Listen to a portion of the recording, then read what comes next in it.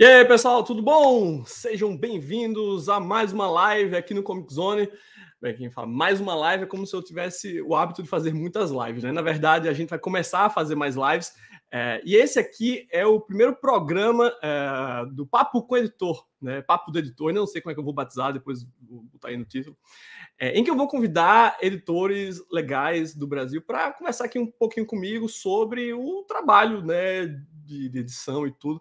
E para estrearmos aqui nesse primeiro programa, eu convidei duas pessoas da editora Conrad. O primeiro editor da Conrad que eu vou convidar aqui, vou colocar ele aqui na tela, é ele, meu amigo Guilherme Kroll. Tudo bom, gente? Tudo bem? Como é que você está, Guilherme? Tô bem. Tá indo à noite aí, todo mundo tá vendo à noite, mas tá de dia, como vocês podem ver pelo iluminação. A gente tá gravando antes. Assim, ou não, né? Talvez eu coloque essa live de tarde, de manhã, não sei. Vamos deixar. Mas tá a iluminação do dia, assim, eu gosto muito, porque meu óculos não reflete muito a tela. Excelente. E para o nosso segundo convidado, eu sei que muitos de vocês estão esperando o bacanudo, né? Só que eu fiz melhor, Guilherme Kroll. Eu pensei, não vou chamar o Cassius, não. Deixa ele fazer o que ele faz melhor, que é surfar, comer pizza. E eu vim convidar realmente a verdadeira mastermind na Conrad, né? Nós vamos convidar ela, Taki Okamura. E aí, tudo bom? E olha só, isso aqui é ainda mais especial, porque eu ouvi dizer, e você me confirme, por favor, Taki, que essa é a sua primeira live. Pois é, minha primeira live. Então. Olha só, gente, que responsabilidade, viu? Então, muito bem-vinda, Taki, muito obrigado por aceitar o convite. E vou deixar o Cássio, sei lá, para uma segunda oportunidade, talvez, não sei, vamos ver. Né? Mas eu queria mudar um pouco as coisas, que é sempre Guilherme e Cássio, não. Vou chamar Taki para deixar esse programa aqui um pouco mais legal. Então, pessoal... O Cássio está viajando, tá surfando lá mesmo, como deixa ele para lá. Acho melhor Taki. Curte umas ondas, né? Pessoal, piadas à parte, muito obrigado, tá? Por aceitarem o convite. Essa aqui é uma live, além de ser especial por conta da presença da TAC, mas é especial porque a gente vai celebrar o primeiro ano da retomada da Conrad, né, que recomeçou as suas atividades no dia 31 de agosto de 2020. Né? Então, antes da gente começar com as perguntas, eu queria que, começando pela TAC, que você se apresentasse primeiramente, né, falasse um pouco sobre você, sobre o seu background, falasse qual é a sua função na Conrad, e depois o Guilherme, né, a mesma coisa, se apresente, caso ninguém ainda conheça o grande Guilherme Kroll, Data Kroll no Twitter, e também dissesse aí, bem, enfim, você entendeu. Vai aí, Taki. Bom, então eu sou Taki Okamura. Bom, meu nome brasileiro é Marina, mas meu nome japonês é Taki, então vocês vão me ver por aí como Taki, né? Na Conrad eu sou editora assistente. Então, eu faço revisões dos quadrinhos, eu também falo com os autores brasileiros, eu cuido também das redes sociais da Conrad, junto com a Eila, do marketing. Então, eu faço muitas coisas na Conrad, né? Antes de entrar na Conrad, eu trabalhava na editora JBC como assistente editorial. Aí eu fazia mais as revisões dos mangás. Uhum. E depois eu comecei a fazer preparação de texto também, então eu pegava os textos do japonês e via as traduções para o português. Uhum. E, bom, então eu fazia muitas revisões, faço muitas revisões ainda também. Uhum. Ô, Taki, e você estudou alguma coisa na área? Como foi que você entrou nesse métier? Bom, então, desde pequeno eu falo japonês, né? Então, assim, eu já tinha muitos anime e mangá na minha vida, digamos. Aí eu fiquei pensando, bom, eu queria trabalhar com alguma coisa com mangá, né? Se possível, e com tradução. Uhum. E eu cursei, eu fiz letras, né? Fiz japonês e português, aí me formei pela USP, e eu fiquei, bom, vamos ver o que eu encontro agora na vida. Uhum. Aí eu tinha uma amiga, a Érica, que trabalhava na JBC, e na época ela falou, quando eu estava, acho que no finalzinho da faculdade, ela falou, abri uma vaga aqui para ser assistente editorial, você quer? Eu fiquei, opa, quero! Isso foi que ano, Taki? Nossa, acho que foi 2000 Vixe, nossa, veterana 2006. Já, viu? Já sentiu aí, 2000 nem se lembra mais. Nossa, não, já faz um tempo, uns 5 anos já. Aí, na época, o Cassius era o gerente editorial, né? E eu comecei a trabalhar como revisando apenas o português. Ah, legal. Aí depois eu comecei a ver o japonês também. E nesse meio eu comecei a fazer algumas traduções também de mangá também. E atualmente eu faço tradução de mangá. Eu faço algumas traduções para dublagem de anime e legendagem também de animes. Só um parênteses, eu acho tão legal quem fala japonês, sabia? Porque uma coisa é você falar inglês todo mundo aprende, francês, que é parecido com português, mas japonês é tão diferente, gente. É só um parênteses que eu acho muito legal. Eu já tentei assim durante muito tempo, mas não é para mim. Guilherme, e você? De onde veio, para onde vai? Conta aí um pouquinho pra gente. Quem é Guilherme Kroll? Eu falei Cassius no começo? Não, você falou Guilherme. Eu só queria completar que a Tati também comanda as reuniões lá. Ela mantém toda uma linha lá. Não, como eu disse, ela é a mastermind, né? O Cassius não passa de um fantoche nas mãos da Tati. Ela que comanda tudo nos bastidores da Conrad. E é verdade. De comando. E, bom, eu sou Guilherme Kroll, eu sou sócio proprietário da Balão Editorial e eu sou consultor na Conrad, né? Eu sou, assim, na prática eu trabalho junto, editando os materiais e selecionando, né? Trabalho junto com a Tati, com o Cassius, com o pessoal todo da arte, pessoal do marketing, né? Mas eu faço um trabalho de consultoria, assim, né? Então, eu participo das reuniões, sugiro títulos, né? E faço pelo menos uma leitura de cada uma dos livros, né? Alguma etapa de leitura. Alguns eu até traduzo, né? Alguns dos títulos digitais em espanhol. Eu sou formado em editoração pela ECA USP e eu sempre quis trabalhar com quadrinhos. Eu queria abrir minha editora de quadrinhos já na faculdade, e aí eu abri a Balão junto com mais duas sócias, 2 colegas da faculdade, né, a Flávia e a Natália. Hoje a minha esposa também é sócia na Balão, ela criou uma linha de livros infantis na Balão, o projeto Balãozinho, eu não tenho um logotipo, é um projeto, a gente está publicando mais livros infantis agora, e a Balão não é uma, apesar de publicar quadrinhos, ela não chega a ser uma concorrente da Conrad, né? É um segmento bem diferente a gente publica. Né? Eu tinha colocado até uma questão a respeito disso, né? Porque hoje, apesar de você ser um consultor da Conrad, eu acho que você meio que se tornou uma das caras dessa nova etapa da Conrad, né? As pessoas associam muito você à editora Conrad, a ponto de algumas pessoas não saberem que você tem a sua própria editora, que no caso é a Balão, né? Então acho muito bom você ter mencionado ela. E já que você me mencionou, vou já puxar isso. Como é que você faz para conciliar esses 2 projetos, né, a Balão e a Conrad? Eu tô falando por experiência própria, porque eu tenho aqui a Comic Zone e eu não sei se eu ia dar conta de ainda ser consultor em alguma outra editora, sabe? Isso aqui toma todo o meu tempo. Então eu queria saber como é que você consegue conciliar esses 2 projetos e ainda ter uma família, né, encontrar tempo para se alimentar, né, e fazer as suas outras coisas básicas. Bom, assim, quando o Cassius me chamou para o projeto da nova Conrad, ele queria que eu fosse ser editor lá, assim, trabalhar mesmo com ele. Eu falei, cara, eu não posso abrir mão da minha editora, assim, é uma coisa que não daria para eu abrir mão, mas eu poderia trabalhar como consultor, porque além da Conrad, eu presto serviço para várias outras empresas, várias outras editoras. Então eu presto serviço, por exemplo, para Darkside, do Lielson, não do Lielson, ele que é o editor que me passa trabalhos, presto serviço para Storytel. Eu já prestei serviço para mais outras editoras, assim, mas recentemente a gente fez uns projetos para Macmillan aqui, junto com a Carla, minha esposa, mas para manter a Balão, eu sempre precisei fazer freela. Sempre, porque a editora é muito pequena, os livros são baratos, então a Balão sempre foi um projeto meio um side, assim, um projeto de lado que a gente ia tocando junto com os freelas. A Conrad entrou como um freela, praticamente, na minha vida. Então, é um trabalho que eu faço como eu faço os outros. Só que por conta dessa questão que eu acabo sendo uma das caras da editora também, acaba tendo esse impacto maior, mas o tempo de trabalho é o mesmo. Assim, eu deixo de fazer os freelas e cuido das partes da Conrad. Tem um cronograma aqui, trabalho.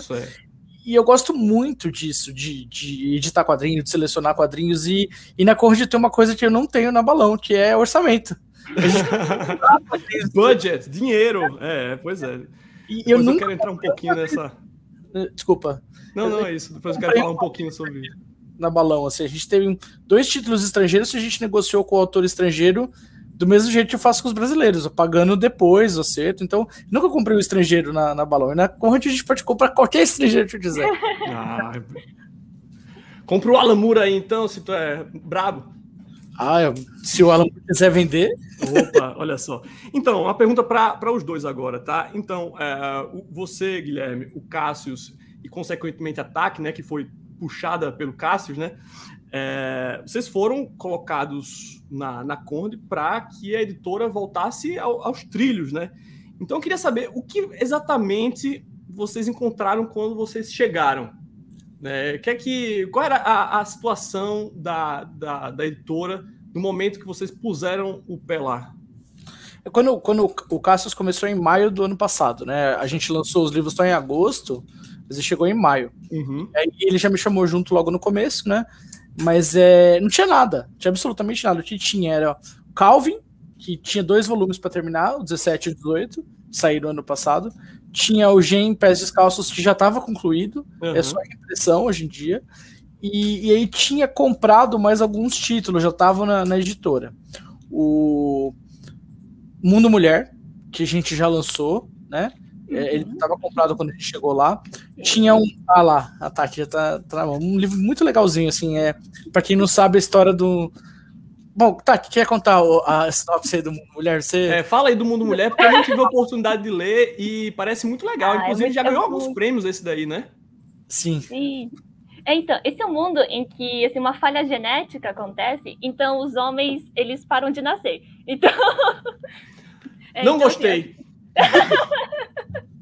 Então, os homens vão morrendo, né? Então, e só vai nascendo menina. Então, um ponto que não tem mais nenhum homem no mundo. Então, é um mundo habitado por mulheres.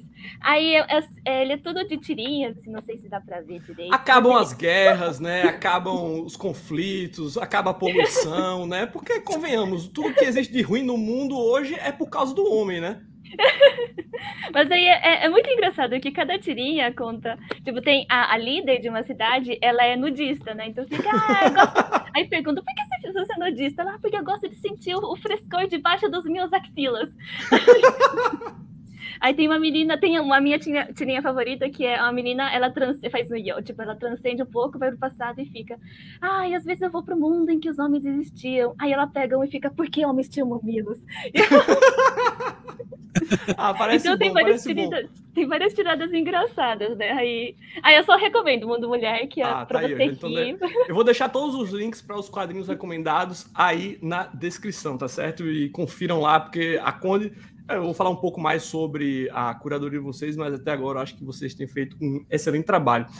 Taki, e me conta aí, então, beleza, o Cassius chegou em maio, junto com o Guilherme, mais ou menos, e você, em que mês você começa a trabalhar na Conrad? Eu comecei em julho. Assim, junho, tá imediatamente, então já... em junho a gente trocou uma ideia, ele falou, então, como é que você tá? Eu fiquei, tamo aí, né?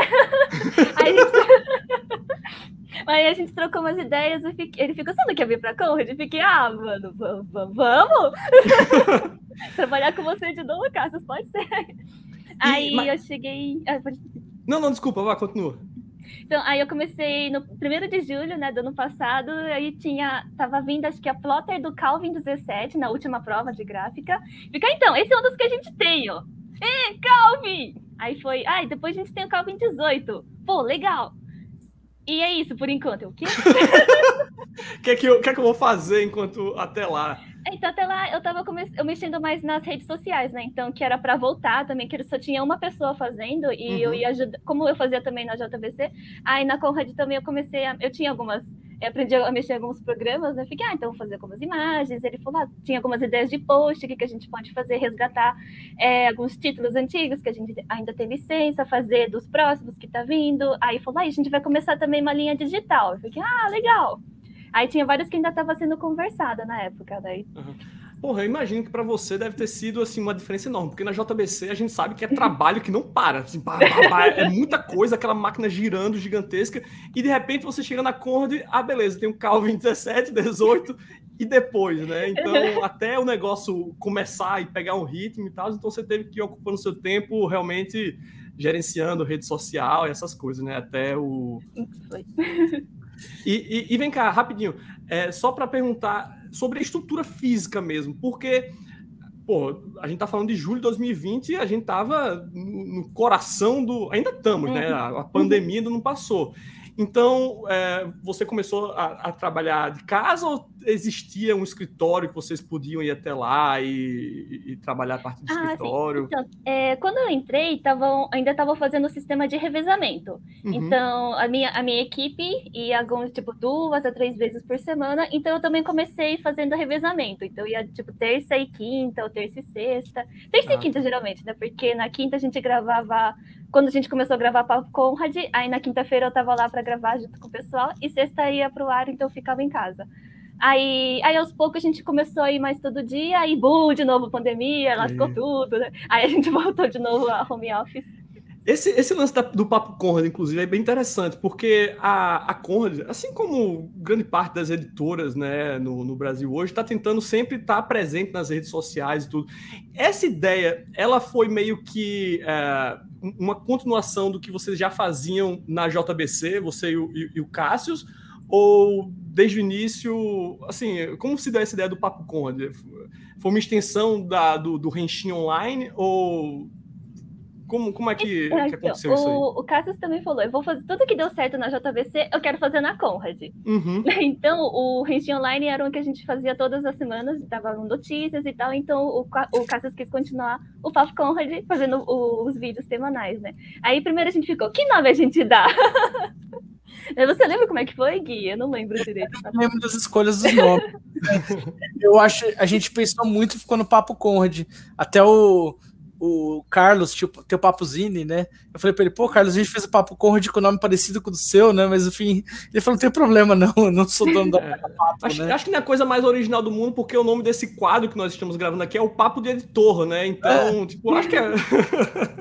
Mas foi legal isso que a Tati falou, porque o Cassius, quando ele foi contratado para a Conrad, ele tinha uma estrutura montada de algumas coisas que ele queria fazer. Uma delas era essa presença nas redes que você mencionou, né? E o Papo Conrad no canal da Conrad, no YouTube aqui, é uma coisa, e é muito legal, porque toda semana eu preciso encontrar uma pauta para falar. Eu tenho um quadro lá que é o Kroll Explica, eu preciso... Eu adoro esse quadro, viu? Um dos meus preferidos lá do Papo Conrad. Ah, muito obrigado. E às vezes eu penso num tema de explicar alguma coisa da Conrad, e às vezes eu quero explicar alguma coisa do meio editorial também, porque muitas vezes a gente percebe, nas redes você percebe isso também, né, Thiago, que o pessoal às vezes não entende exatamente como funciona ou alguns detalhes do mercado editorial e esperam certas coisas que às vezes a gente não tem como fornecer. E se a gente explicar certinho como a gente faz, talvez o leitor possa entender melhor porque a gente toma uma determinada decisão, né? Tem inclusive uma pergunta aqui na minha pauta que estava para mais tarde, mas já pego o anzol aí, porque muita gente não sabe, Guilherme, mas você é professor, né? Você, inclusive, já fui seu aluno lá na LabPub, mas não somente isso, você é um dos poucos editores na área de quadrinhos hoje que teve uma formação específica, não para ser editor de quadrinho, mas para ser editor de livro em geral. Você estudou editoração na USP, né? Sim. Então, tipo, dentro desse universo de edição, tem gente dos mais diversos caminhos da vida, né? Eu, por exemplo, eu estudei arquitetura na universidade, sabe? Tipo, não tem nada a ver com edição, mas acabei desembocando nisso. Tem muita gente que porque tem essa afinidade, que gosta de quadrinhos, inventa, vou trabalhar com quadrinhos e acaba, né, fazendo isso, mas você não, você estudou especificamente para isso, né? Então, acho isso muito interessante que você coloque essa sua formação, assim, fazendo esse programa, por exemplo, no Kroll Explica, acho muito bacana, né? Porque é um cara que realmente entende do que está... Não que os outros editores não entendam, mas você, tipo, tendo estudado, tendo feito um curso universitário, especificamente nessa área durante, né, eu acho que isso te dá um pouco mais de autoridade para falar sobre o assunto. Então, eu queria que você conversasse um pouco, né, sobre a sua formação e também você me dissesse quais são as qualidades de um bom editor, né? O que é que faz um bom editor ser um bom editor? Bom, vou começar pelo fim. O que eu acho um bom editor, eu acho que é a pessoa que sabe encontrar o que o livro precisa. Então, se o livro precisa de um texto formal, ele encontra aquele texto formal bem feito. Se ele precisa de um texto informal bem feito. Se precisa de um acabamento legal. Se pode ser um acabamento mais simples para ser mais acessível. Se o livro é digital... Tal, o editor, ele tem que saber fazer o livro. Eu acho importante ele seja organizado e que ele tenha noção do texto, da arte, né? A questão é que eu sempre falo, especialmente na história em quadrinhos, né? Você não pode desprezar nenhum nem outro. Ambos são igualmente importantes, tanto o texto quanto a arte. E eu acho que uma das características mais importantes do editor é uma que a Tati tem muito bem, que eu admiro, que é a organização. Você organizado, tem cronograma certinho, saber de fazer, quando fazer, porque se você for engolido pelos prazos, meu amigo, acabou, o livro não vai ficar bom, não tem como ficar bom. Eu não sei porquê, mas vocês têm cara de serem pessoas organizadas. Eu acho que é por causa do óculos. Mas, mas não sei, vocês me corrija se estiver errado, mas os dois vocês têm jeito de ser pessoas bem metódicas, bem organizadas e tudo. É real isso ou é só uma impressão minha? Bom, eu digo que eu tenho minha bagunça organizada, né? Então, assim, mas para prazo, essas coisas tipo lançamento e revisão, eu tento sempre, eu tenho um cronograma, né? Fica, o final é esse. Então, quando é que tem que mandar, tem que começar a revisar, quando é que tem que mandar para conversão, aí eu tento manter uma ordem, né? Então... O seu cronograma, como é que você faz esse cronograma? É aquele cronograma baguçado com post-it na parede ou você tem um Excel que você faz as coisas ou você usa algum tipo de aplicativo? Excel. Sim, eu pego o Excel, aí eu monto o calendário, tipo, a segunda, terça, quarta, quinta, aí eu ponho os dias da semana e eu coloco, tipo, o lançamento do quadrinho X vai ser dia 31 de agosto. Tá, então esse é o lançamento. Agora a gente vai indo de trás para frente, né? Então, então a revisão tem que ser aqui, a conversão tem que ser aqui, a aprovação com o autor tem que ser aqui. Aí eu vou indo de trás para frente. A tradução tinha que ter sido 2 semanas atrás, então vou ter... tipo... Aí quando a gente tá chegando perto do prazo e vê que, putz, falta coisa, aí não vai dar, ou falta aprovação de alguma coisa, aí eu vou jogando para frente, né? A gente atrasa 2 semanas esse, aí eu tento, né? Aí, e também, só mais um, que a gente nos digitais, a gente tem algumas hashtags, né? Então, por exemplo, tem as quartas de mangá, que quando a gente lança os HQs em mangá, que é o Echoes e o Makai Meio. Então, como eles são mensais, então, na quarta-feira de um mês, a gente lança no comecinho, tipo, Echoes é começo do mês e Makai Meio é no final do mês, mas a gente sempre lança na quarta. Aí a gente tem as terças latinas. Aí a gente lança, tipo, agora tá revisando o Zero Point com El Gran Guarém 2. Aí a gente vai fazendo quinzenalmente. Aí a gente tenta manter isso, né? Eu acho isso muito legal. Alguma coisa até que eu tinha notado que, assim como no YouTube, por exemplo, onde é bom um canal ter os seus programas, né, especiais, assim, eu acho bacana como vocês conseguiram fazer uma coisa parecida na Conrad com o lançamento dos digitais, né, onde vocês têm as terças latinas, né, onde vocês publicam os capítulos dos quadrinhos latinos, o mangá na quarta ou na quinta? Na quarta, sabe? Então achei isso bem, bem legal, assim. Foi algo que vocês já tinham em mente, não vamos fazer isso ou surgiu no meio como foi que surgiu essa ideia de ter um dia dedicado para o lançamento de um certo segmento de digital? Foi ideia do Cassius, né? Foi. Eu acho que ele se inspirou naquele... Antigamente, não sei se você lembra, tinha o Sony Entertainment Television. Aí ele tinha as terças de limão, quartas de Nossa, só os velhos vão lembrar disso, viu? Que agora que você falou, nossa, verdade. Então, eu acho que o Cássio se inspirou nisso. Eu perguntei para ele uma época, eu até confio a mensagem, ele nunca respondeu, mas eu acho que ele se inspirou. Eu acho muito específico para ter sido isso, sabe? Mas bem, eu me lembro disso aí porque eu assistia, né? Sony Entertainment. Mas é bom que você sedimenta o público para ele esperar alguma coisa. Se você mesmo sabe, até uma parada. Um dia você fez uma resenha no domingo à noite e eu fiquei meio assim: como que ele lança uma resenha domingo à noite no canal dele? Vai ver bombar? E bombou muito. E eu falei: bom, ele sabe o que tá fazendo, né? Sabe que o público vai assistir. Não sei. Não, assim, aqui no canal é tudo meio mambembe, sabe? Eu vou fazendo quando dá tempo, assim. Você, Guilherme, tem 2 filhos, né? Então você sabe como é. A gente vai fazendo no buraco, assim, eita, as crianças foram tomar banho, então você aproveita aqui esses 15 minutinhos para gravar e colocar no YouTube, sabe? Então aqui, assim, não tem muita programação, não. Diferente de vocês, eu vou fazendo quando dá. Então, se eu fiz aquela resenha no domingo, é porque provavelmente eu tive ali 15 minutos livres naquele domingo que aproveitei para fazer um programa. Mas tá, deixa eu... queria só concluir uma coisa, porque achei pergunta ficar pendente, você falou da formação. Sim. Eu não acho que seja obrigatório ter uma formação de editoração, ou nem mesmo de jornalismo, muitos editores são do jornalismo, ou da letras. Eu acho importante você saber fazer o livro, né? Você aprender a fazer em algum momento na sua vida, pode ser na vida prática, ali, começar do nada e fazer, mas não precisa ter uma formação específica, mas a formação te dá essa dimensão do todo do livro, né? Isso que eu acho mais importante, só para porque muitas vezes as pessoas me perguntam de formação, eu já queria deixar aí na resposta. Não, mas eu concordo com você, até porque não é como se você tivesse que ter uma carteirinha, né, que só pode editar quem tem a carteirinha de editor. Não, o importante é fazer bem o que você se propõe a fazer. Se você...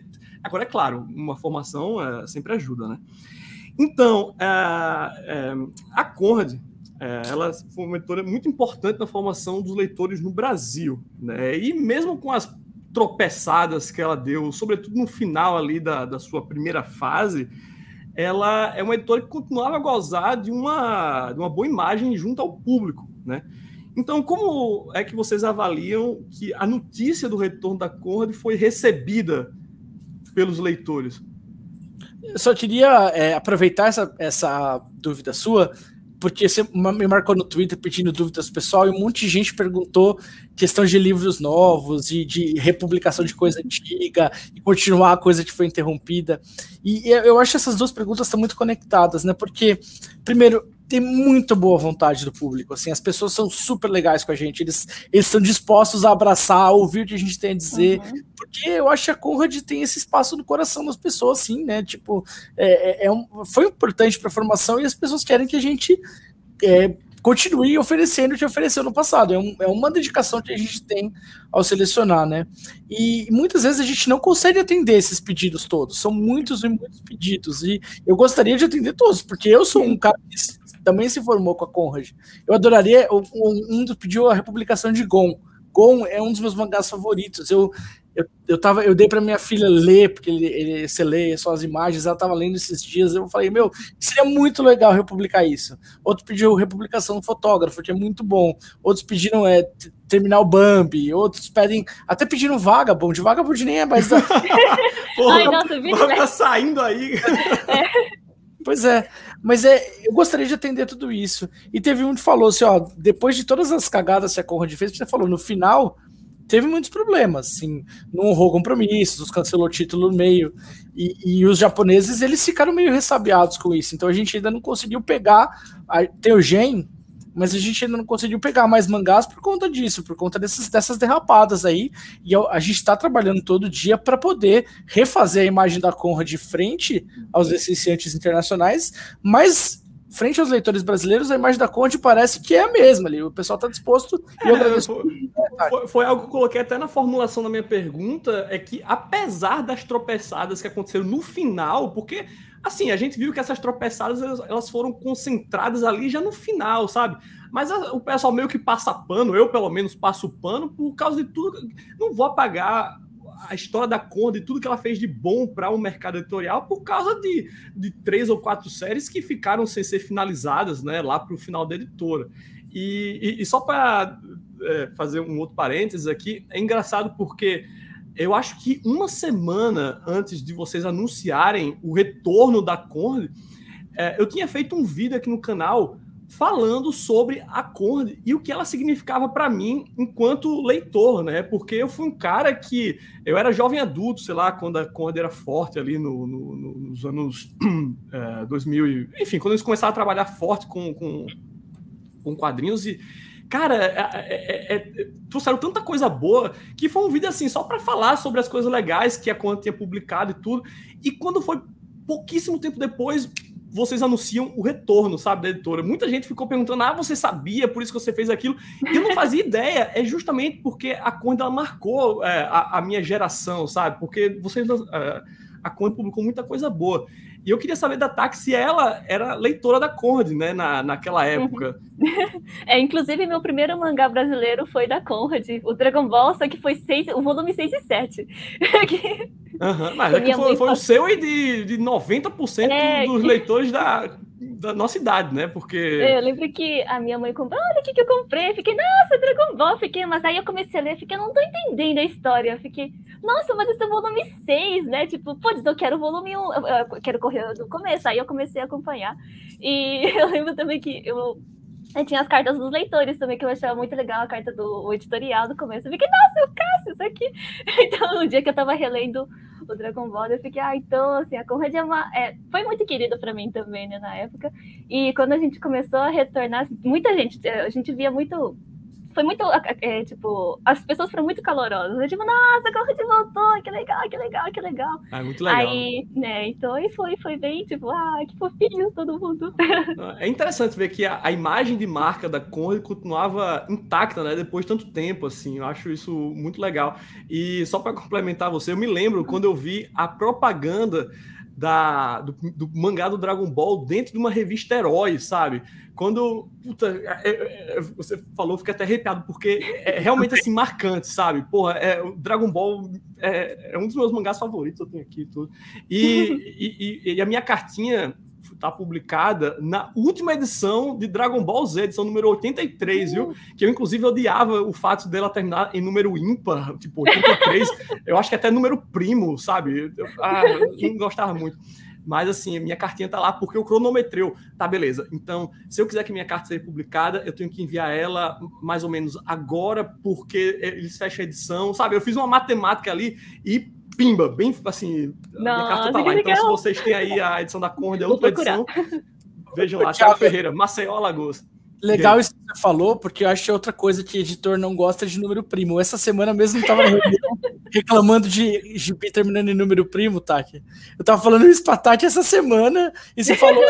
Acho que editores em geral não gostam dos primos. Mas depois eu falo com você, Gui, sobre isso. Eu tive a resposta. Sem spoiler. Nossa, eu tenho, assim, até volume de televisão, assim, pode ser ímpar desde que seja divisível por 5. Vocês também têm essas neuras? Tipo, se for o número 15, beleza, passa. Mas se for o número 17... Não, 17, sobretudo, não. Esse aí agora eu risquei, assim, do meu... Foi 20 ou 15, né? Não, 17... Porque seja 18, né? Vou deixar no número par. 18 não. 19, por exemplo, me incomoda, né? Mas não. Olha só, eu queria... a Conrad, ela existe desde, sei lá, 93, 94, né? Mas ela começou a trabalhar com quadrinhos em 1998. Em 2009, ela foi vendida para o grupo IBEP, né? Companhia Editora Nacional, do qual faz parte até hoje. Então, eu queria saber qual é o grau de autonomia da Conrad dentro desse grupo, né? Vocês são livres para tomar as decisões que vocês tomam ou vocês têm que passar por algum superior que vai carimbar? Tudo bem, Guilherme Kroll, vamos em frente com a sua ideia? Ou, sabe, como é que funciona assim, a hierarquia aí dentro do grupo IBEP? Toda quinta-feira o Cassius tem uma reunião de comitê com o pessoal, com as pessoas que estão acima dele lá. Tal, os grandão. Os grandão. Mas pelo que eu entendi disso, assim, a gente tem plena autonomia, porque nenhum título que a gente selecionou até agora foi vetado por nenhuma interferência editorial. A única coisa, eles pedem pra gente negociar os advances, ver se você consegue baixar um pouquinho aí, porque também tem budget para comprar coisa estrangeira, mas não é infinito, né? Uhum. E aí a gente negocia um pouco, mas assim, interferência editorial a gente não passou por nenhuma até agora, né? Não posso dizer que vai ser para sempre, mas eu acredito que eles deixam a gente bem livre, até porque esse é o espírito da Conrad, né? Era uma editora que tinha essa liberdade editorial sempre. Se você começar a restringir muito isso, deixa de ser Conrad e vira outra coisa. Tá. Então você me disse que o Cassius ele tem essa reunião com os grandão e tudo, mas vocês na Conrad não tem então assim, muita interação com eles? Como tá aqui na redação, o pessoal, alguém da IBEP, da Companhia Editora Nacional, chega lá pedindo satisfação? Ou a Conrad e a Conrad, vocês estão entre vocês ali e ninguém enche o saco? É isso. Assim, a gente tem as nossas conversas e então fica a Cassius. Então é isso, beleza, aí ele vai para os grandão. Mas a interferência editorial é zero, assim. Isso é muito bom. Tá, então eu tenho aqui uma pergunta, ainda puxando um pouco sobre a antiga Conrad, né? Que apesar da publicação, né, de quadrinhos super populares, voltado para um público mais jovem, né? Como a gente conversou aí, a Conrad ela sempre teve um lado bem subversivo, né? Muito graças à figura do Rogério de Campos, que foi um dos criadores da Conrad, né? E que hoje toca a Veneta.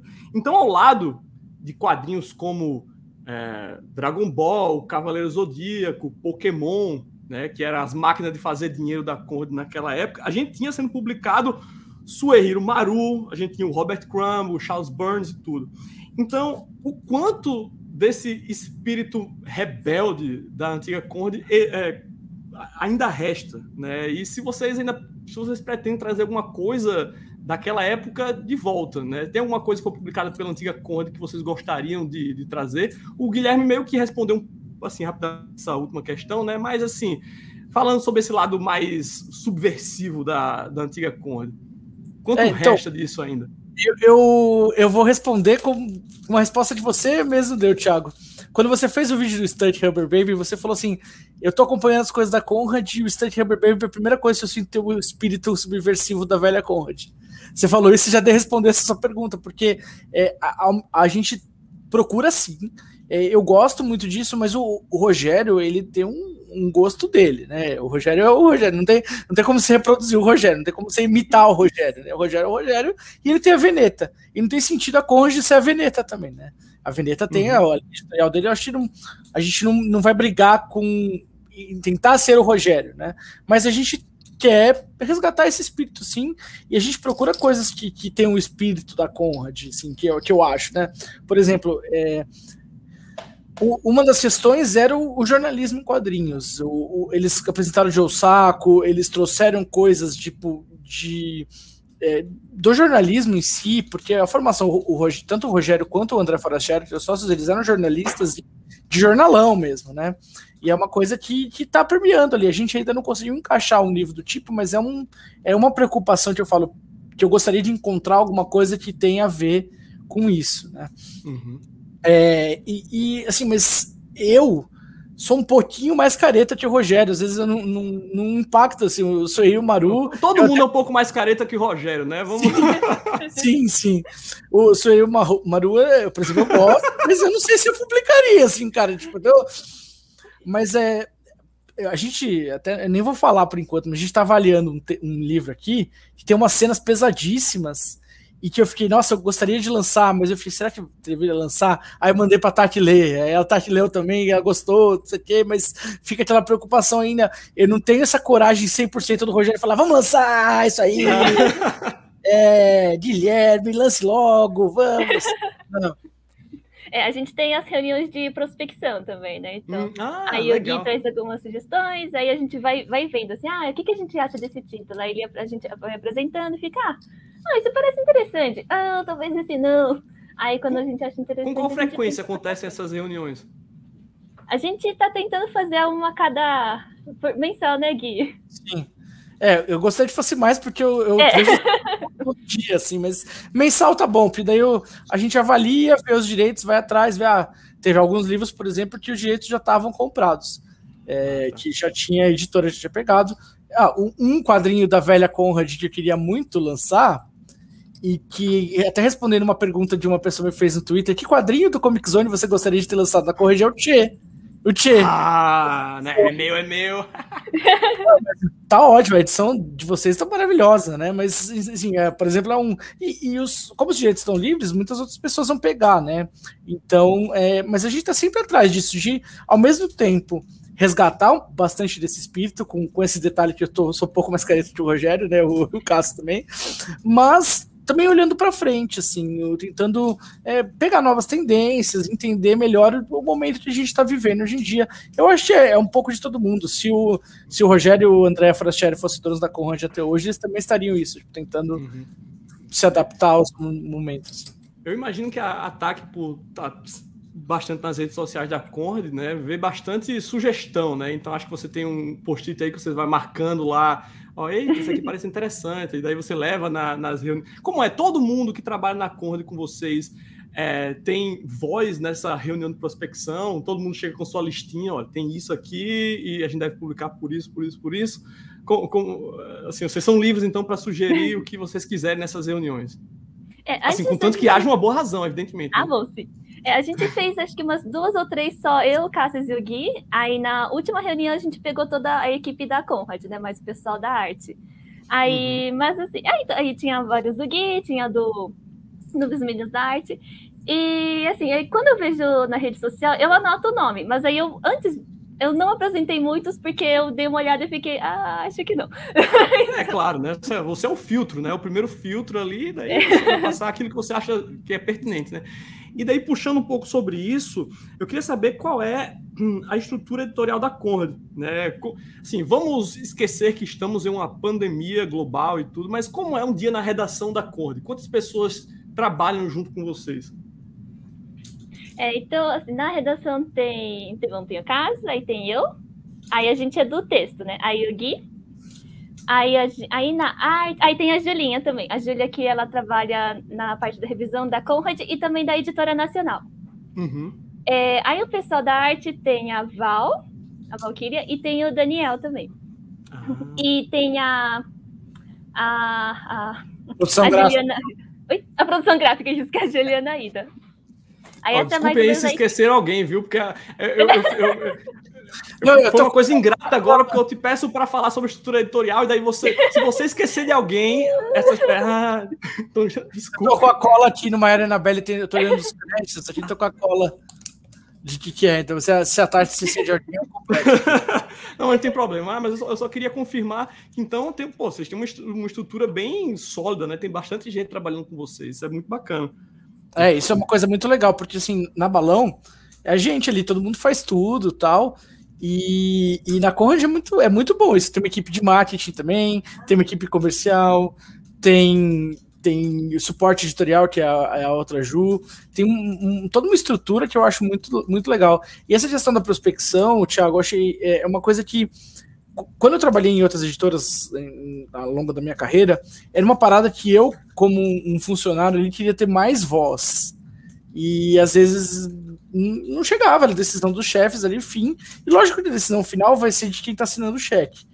Mas é uma parada que tanto o Cassius quanto eu, a gente que sempre que ouvir, todo mundo que trabalha, que acha livros, porque eu acho que faz muita diferença você trabalhar com a parada que você gosta, né? Sim. E a gente não chega na Balão, por exemplo, para lançar um livro, tem que ser 100% unânime. Todo mundo tem que gostar e tem que estar ok, porque beleza. Na Conrad a gente não chega nesse nível, mas todo mundo precisa gostar, pelo menos, do livro. Se tiver alguém com qualquer tipo de restrição e falar pra gente, manifestar essa restrição, também não tem como ler pensamento, né? Aí a gente vai avaliar mesmo se vale a pena lançar. Porque é uma proposta nossa, esteja todo mundo feliz com aquele trabalho, né? Claro. Eu não sei se a gente vai conseguir manter isso para sempre, né? Mas é uma proposta que a gente tem que manter até agora. A gente está todo mundo satisfeito com isso e eu acho até agora que todo mundo me parece satisfeito, né? Ô Guilherme e Taki, me falem, como é que vocês definiriam a linha editorial da Conrad hoje? E qual é, ainda falando, né, sobre o assunto, qual é a qualidade que um quadrinho tem para ser publicado pela Conrad? Bom, a gente tem 2 linhas editoriais, né? Tem os digitais e tem os impressos. Algumas coisas do digital vão para o impresso e vice-versa. Por exemplo, Maiara Anabelle, que eu mostrei agora, inclusive a edição tá linda, tá, gente? O Thiago já vai receber a dele, mas ele não vai ter para mostrar ainda no vídeo, né? Nossa, tá lindo mesmo, viu? E tem os marca-páginas, o pessoal fez marca-página. Sim, ficou muito bom. Rapaz, ficou muito massa. E então, o Maiara Anabelle a gente já tinha saído independente, né? O Thales e o Pablo já tinham lançado independente.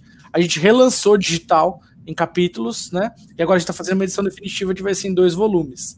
E então tem alguns que tem trânsito. Terra Australis, por exemplo, do Agostinho Nakamura, que saiu em digital, agora vai sair impresso, né? O Último Detetive também, do Cláudio Álvares e do Geraldo Borges.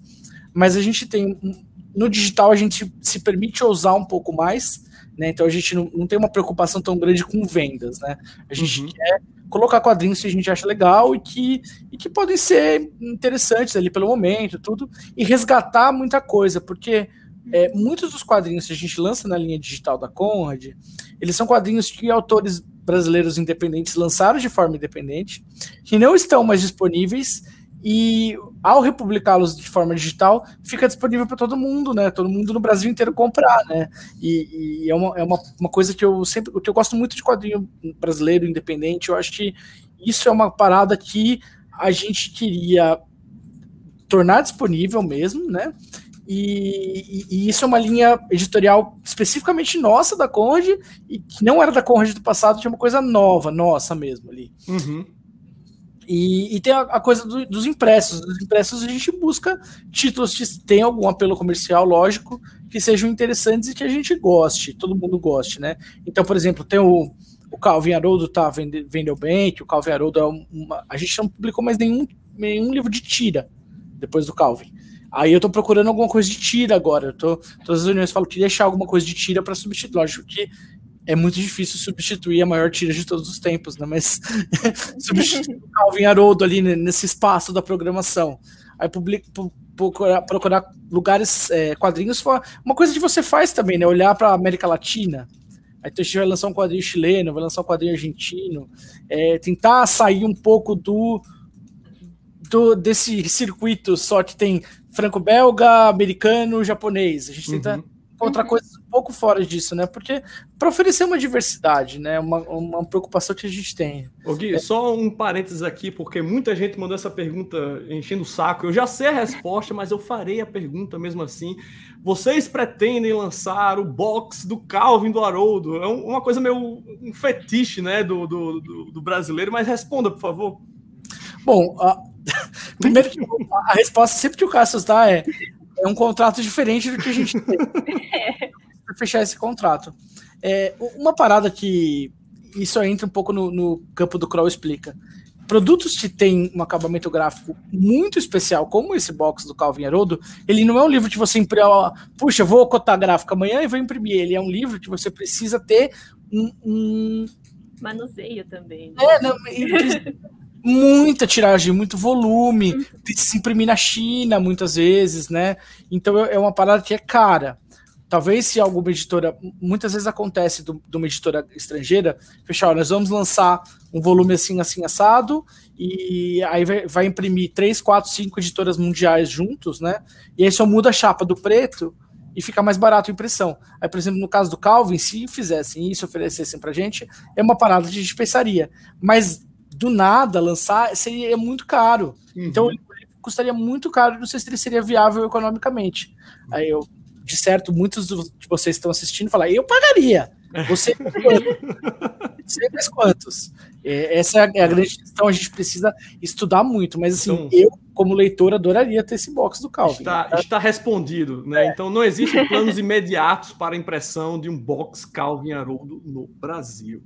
Tá? E eu queria também, agora voltando um pouco à questão anterior, como é que vocês decidem o que vai ser impresso? Porque a gente sabe, por exemplo, o Maiara Annabelle, por exemplo, né, ele foi lançado em capítulos digitais e depois que vocês concluíram isso, ok, aqui está o livro. Né? Como é que vocês avaliam o que é que vai ser impresso desses digitais que vocês estão publicando?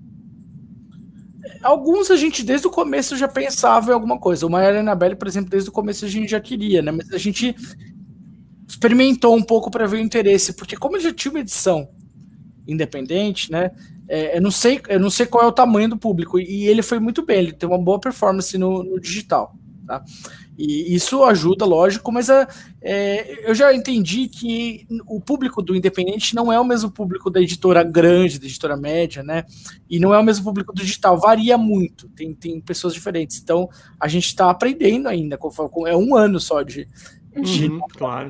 Né? Então, a gente está aprendendo conforme faz. Então, por exemplo, Terra Australis, a gente também pensou desde o começo em fazer impresso digital. Alguns a gente lança o digital, e se for bem, a gente cogita um impresso, né? E alguns a gente tinha só o impresso. O Tangências, por exemplo, ia ser impresso desde o começo, era o objetivo, porque ele é um livro que ganha muito no acabamento dele do impresso, mas o pessoal da editora dos direitos internacionais nem liberaram os direitos digital pra gente. É só impresso. Então varia por contrato também, né? E aproveitando que você falou, A editora tem 1 ano, né? Eu queria saber como é que vocês avaliam, né, esse primeiro ano da editora. Todas as metas que vocês estabeleceram no começo dessa retomada, vocês conseguiram atingir essas metas? Como é que vocês... Façam um balanço aí, por favor, desse primeiro ano da nova Conrad. O que você acha, Tati? Quer começar? Posso começar? Não, pode começar. Não, eu quero que a Tati comece. Não. Então, cara, eu gostei muito. Primeira coisa que eu gostei foi essa questão da boa vontade das pessoas, né? Não só dos leitores, mas de você também, do Vini, do pessoal do YouTube, do pessoal do Instagram, o Fora do Plástico e outros influenciadores, porque isso motiva muito. Quando vocês abraçam o projeto, fala assim, pô, é legal, porque tem esse sentimento de comunidade. Eu não tô fazendo sozinho e dando murro em ponta de faca. Lógico que a gente tá dando murro em ponta de faca, de certa maneira, fazer quadrinho no Brasil, né? Mas trabalhar com gibi no Brasil tá dando murro em ponta de faca o dia inteiro, né? Pois é, começa com essa comunidade abraçando, né? Falando, pô, estamos todo mundo junto, né? Vamos fazer.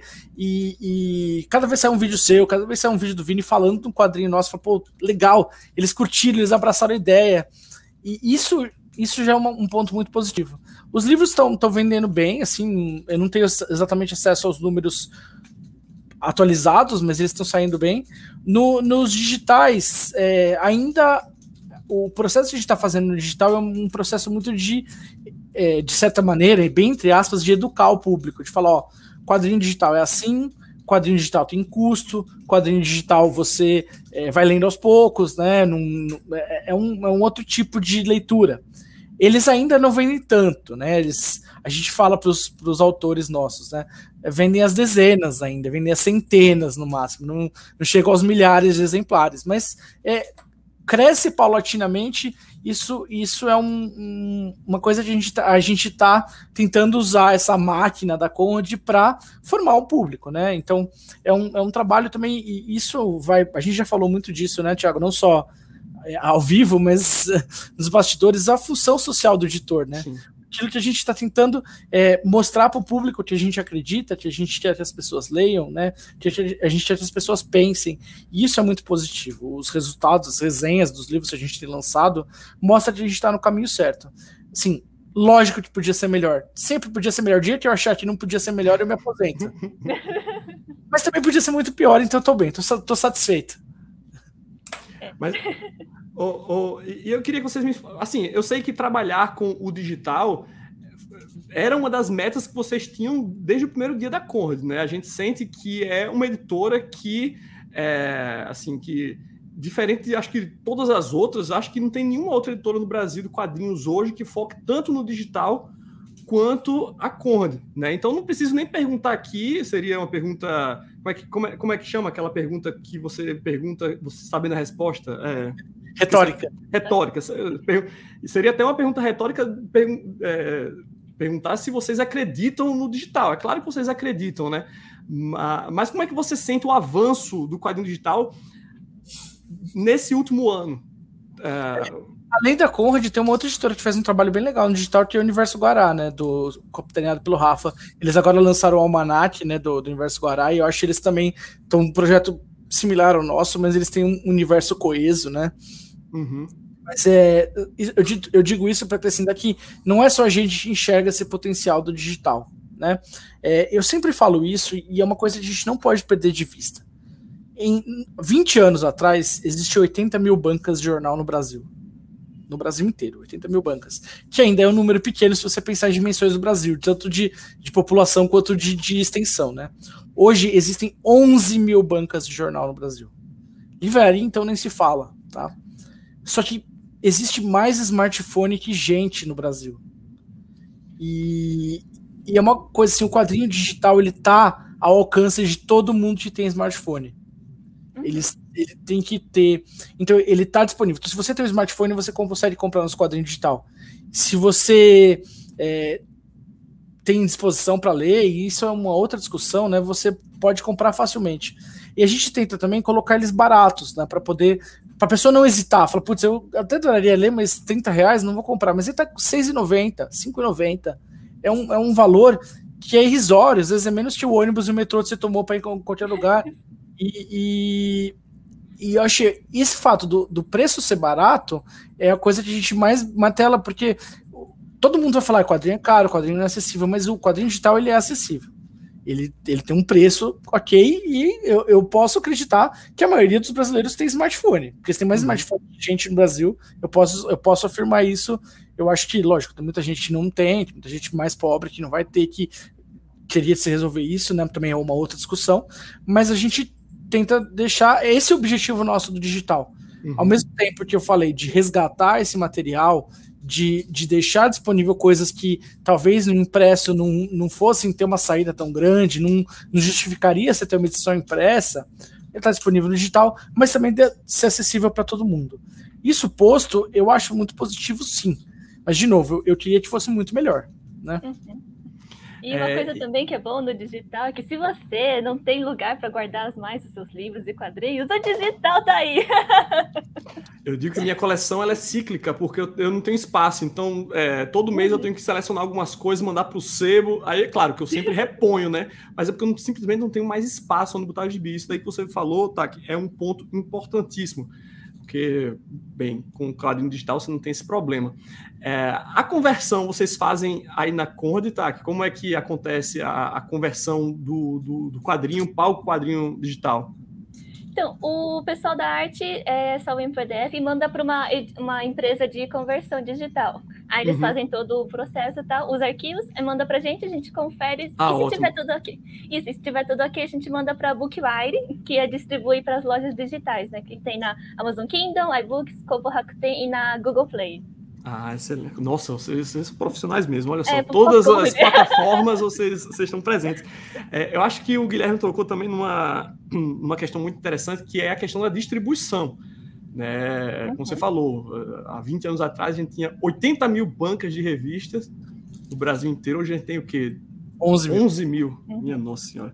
Então a gente sabe, né, que um dos grandes desafios hoje dos quadrinhos no Brasil é a questão da distribuição. Então eu queria saber quais são os principais canais de venda hoje da Conrad e como é que vocês fazem para que o produto de vocês chegue às mãos dos leitores, né? Vocês trabalham, agora no caso do quadrinho físico, né, vocês trabalham com alguma distribuidora e como é a relação da Conrad com os lojistas, né, que é outro ponto sensível aí do nosso mercado hoje. Como eu falei, a Conrad tem uma equipe, né? Tem uma equipe comercial. Porra, olha só que sonho! Tem o Cláudio, que é o que cuida do comercial lá, ele vai visitar as livrarias, ele mantém um bom relacionamento, ele negocia descontos com a Amazon, então uma parada que eu não preciso nem me preocupar, na verdade, né? Mas é bom. Eu também não vejo muito. Isso é boa, né? Eu acho que pelo menos aqui em São Paulo eu já encontrei várias livrarias. Eu não posso falar pelo Brasil inteiro, eu gostaria que chegasse no Brasil, mas ela tá no principal player hoje em dia, que é a Amazon, né? E eu também não vou entrar no mérito da questão da Amazon dominar o mercado e tal, mas o fato é que a maioria das pessoas tem comprado na Amazon e a Conrad tem uma boa presença lá. A loja Monstra do Gui, eles vendem também os quadrinhos da Conrad, eles têm uma loja digital, uma loja online, e eles sempre ficam olhando o desconto da Amazon para dar um desconto melhor. Então, se vocês querem favorecer as lojas independentes, pequenos lojistas, e querem continuar com o seu desconto, comprem na loja Monstra, tá? Mas também comprem na Comics, na Comic Boom, em todas essas pequenas livrarias, eles se favorecem muito da compra de vocês. Então, compra na Amazon sim, mas alterna um pouquinho para ajudar uma força para os caras, né? Mas tem um bom relacionamento da Conrad com os lojistas, e pelo resultado das vendas e pelo resultado das pessoas terem o livro em mão. Eu entrei no TikTok lá, as pessoas agora põem resenha de livro no TikTok. Tinha um monte de gente postando resenha do Tangências. Eu falei, olha só, chegou na mão das pessoas. Então, Guilherme Kroll, você é muito jovem, viu? Que você tá no TikTok. Eu não tenho nem o... Eu não tenho nem eu juro por Deus, eu instalei o TikTok, mas eu deletei no dia seguinte, porque eu não sabia onde é que se encontravam as funções no programa. Assim, eu me senti o meu pai nesse momento. Caralho, velho, me tornei meu pai. Tipo, você tem TikTok, Taki? Não tenho. Eu olho e fico... Eu não entendo. Às vezes eu não entendo a graça, aí eu fico, acho que não é pra mim, vou ficar no Twitter mesmo. Eu só entendo o TikTok porque minhas contas das redes sociais foram todas hackeadas, eu perdi o Facebook, perdi o Instagram, aí eu fiquei com raiva. Só não perdeu o que não tinha, que era o TikTok, daí você foi pra lá. Mas eu vou te dizer aqui, Thiago, que eu sinto muita falta da comunidade do Comic Zone no Facebook. Dava gostosas risadas lá, a gente conversava sobre quadrinhos, eu acho uma coisa que mais sinto falta no Facebook da comunidade. A comunidade é sensacional, eu só continuo no Facebook por causa daquela comunidade, sabe? As piadas que surgem, e é um humor bem peculiar, né, também. Sim. Olha, e antes de a gente partir para o futuro da Editora Conrad, onde a gente vai conversar um pouquinho sobre o que vocês andam aprontando aí para os próximos meses, eu queria falar um pouquinho sobre o momento, né, dos quadrinhos no Brasil, né? Que apesar da crise sanitária, da crise política, da crise econômica e das outras 200 crises que se abatem hoje sobre o Brasil, a gente assiste a um crescimento não somente do número de publicações, mas do número de novas editoras surgindo no mercado. Então eu queria saber dos dois, Taki e Guilherme, qual é a leitura, né, que vocês fazem sobre esse momento do quadrinho no Brasil? Eu gosto muito que surjam novas editoras, né? Aquela coisa da diversidade eu acho muito importante, porque se tem novas editoras, tem mais gente procurando, cavando coisas e oferecendo materiais, né? Quando a Conrad surgiu lá em 2000, 98, 2000, existia a Editora Abril, existia a Conrad e acabou. Tinha a Devir também, a LPM, a Martins Fontes publicando uma coisa ou outra, tinha umas pequenininhas, mas não tinha nada. Grande parte dessa questão da Conrad ter sido uma formadora era porque não tinha mais ninguém para formar, né? E aí foi bom uma coisa, porque quem queria sair dos super-heróis ali da Abril e até ter aquela questão da Abril ter ido pro formato premium e encarecer o quadrinho e a Conrad ver um quadrinho barato e tal, não tinha muita alternativa. E hoje tem quadrinho do mundo inteiro para você comprar, quadrinho do Brasil inteiro, tem editora, tem gente fazendo independente, tem tudo. Então eu acho esse momento muito bom, muito bom. Eu acho que as pessoas só não podem perder de vista a qualidade do trabalho, né? Então, eu acho importante tomar mais cuidado, o máximo de cuidado com revisão. O Gil Érico Assis fez uma thread sobre isso no Twitter. É muito importante tomar cuidado com produção gráfica, com espelho, né? Espelho do quadrinho, se tá com as páginas certas, né? Tomar cuidado com esse tipo de coisa. Assim, erros acontecem e vão acontecer. É muita gente fazendo, muito mais gente errando também. Mas é legal a gente tomar essa preocupação. Também é uma função social do editor trabalhar para não errar, porque você está oferecendo um produto de cultura, de conteúdo ali, com texto, com imagem. Acha legal o leitor receber o melhor trabalho possível. Então isso eu acho uma coisa que coletivamente deveríamos melhorar, todos, né? Todos os editores deveriam trabalhar para melhorar isso, coletivamente. Mas eu vejo é o melhor momento do quadrinho nacional desde que você tem Brasil. Existe o Brasil, aí tem o conceito de Brasil, conceito de história em quadrinhos. O melhor momento do quadrinho no Brasil é hoje. Hoje, 30 de agosto de 2021, é o melhor momento. Claro, mas a gente tá vendo essa live aqui maravilhosa, né? O quadrinho chegou no seu ápice aqui nesse momento. Mas eu espero que amanhã, dia 31 de agosto, quando a live for ao ar, seja o melhor dia, seja o dia melhor que hoje. Eu acho que a gente está em franca evolução e eu acho que vai melhorar muito. Quando você pega a página da Wikipédia do Troféu HQ Mix, é uma coisa muito legal. Você pega e vai olhando no ano a ano e vê os quadrinhos que ganharam o prêmio HQ Mix em 88, em 93. Não tinha nada. Eles davam prêmio para literalmente qualquer coisa que saía no Brasil. Cara, você lançou um quadrinho, tá aqui o seu prêmio. Tá aqui o seu prêmio. Você lançou um quadrinho, cara. Parabéns. E hoje, realmente, o Troféu HQ Mix tem uma competição, tem gente que fica de fora dos finalistas, né? Então, isso indica muito esse momento positivo do quadrinho nacional. Lógico que, como disse, sempre pode melhorar, mas eu acho muito, muito bom e muito promissor, tem potencial para melhorar. E você, Taki, qual a sua leitura desse momento pelo qual o Brasil passa hoje? Os quadrinhos no Brasil, desculpem, não o Brasil, porque senão a gente passa mais 3 horas aqui nessa live. Mas eu vejo muito positiva também, porque aí vem, não fica um monopólio, né, de uma empresa só, e vem diversos... o Gui falou tudo praticamente, né? Vem do mundo inteiro, vem de vários gêneros, né? Então, por exemplo, eu queria ler uma coisa um pouquinho mais comédia romântica, não sei. Eu consigo encontrar, não é só... tipo de super-herói, tipo, é só lutinha, assim, não tem uma variedade muito grande, então, assim, isso é legal também ver que tá crescendo o número de leitores, né, no Brasil. E quadrinho também eu vejo como muito mais, digamos, mais fácil para começar a criar novos leitores, né, porque fica, nossa, figuras, não é só palavras, ai, que livro chato, assim, né, mas aí fica figurinhas, desenho, que legal. Então, assim, eu acredito que a maioria começou a ler com, tipo, gibis, né. Tipo, eu fui com Turma da Mônica, né? Então, aí a partir daí acho que a gente vai conseguindo criar muito mais novos leitores, né? Então, realmente tá muito positivo, tem muita coisa. Minha lista de compras, tanto de livro quanto de quadrinho, é gigantesca, e eu não... então... eu só queria fazer um parênteses, porque eu notei alguma coisa na fala da Taki, que ela usa gibi para se referir a quadrinho infantil. Você notou isso também, Guilherme? E para mim tudo é gibi, velho. Pra mim... Uma vez eu critiquei isso no Twitter e o pessoal ficou me aloprando lá na comunidade do Comic Zone. Nunca mais... Pra mim, quadrinho é tudo gibi. Ai, desculpa. Então, quadrinhos. Tudo quadrinho. Não, gibi. Tudo é gibi. Tudo é gibi. Tá é que eu quero incluir os mangás também, né? Então... Não, mangá é gibi. Gibi é gibi? Então tá bom. Bem, essa é a minha opinião, mas tá correta a minha opinião. Olha, Guilherme, só um último falando, só para terminar esse assunto, você acredita que existe uma bolha porque a conversa que rola aí ultimamente, nessas últimas semanas, é que existe uma bolha dos quadrinhos e que essa bolha vai estourar. É muito quadrinho para pouco leitor. Você acredita que existe realmente uma bolha que está prestes a estourar e que vai levar consigo todas as editoras do Brasil? Não vai restar mais nada? Olha, existem dois caminhos. As pessoas sempre pensam na bolha quando ela pensa em dois momentos de bolha, né, recentes, né? Primeiro foi a bolha das .coms em 2001 e depois a bolha do mercado financeiro em 2008, né?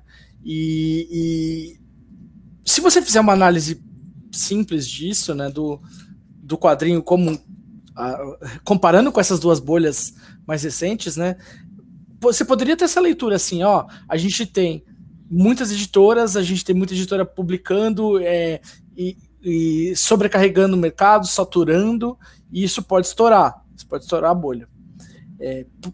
Poderia ser uma leitura, mas eu acho que não. E eu explico por que eu acho que não. Porque eu acho que a gente tem um crescimento consolidado numa questão de uma outra bolha, que é a bolha que hoje em dia não é só mais leitor de quadrinhos que lê quadrinhos, o leitor tradicional, né? Eu acho que eu pego carona um pouco na resposta da Tati. A gente tem quadrinhos de todos os gêneros, né? Então, por exemplo, a gente lançou o Este Era o Nosso Pacto agora, e ele é um quadrinho que pode ser interessante para o leitor de quadrinhos, sim, mas ele não é só para o leitor de quadrinhos. E vários veículos, por exemplo, de livro de literatura, de livros de literatura juvenil, deram notícia dele. E a gente tem leitores que não são exatamente dessa bolha dos quadrinhos, né?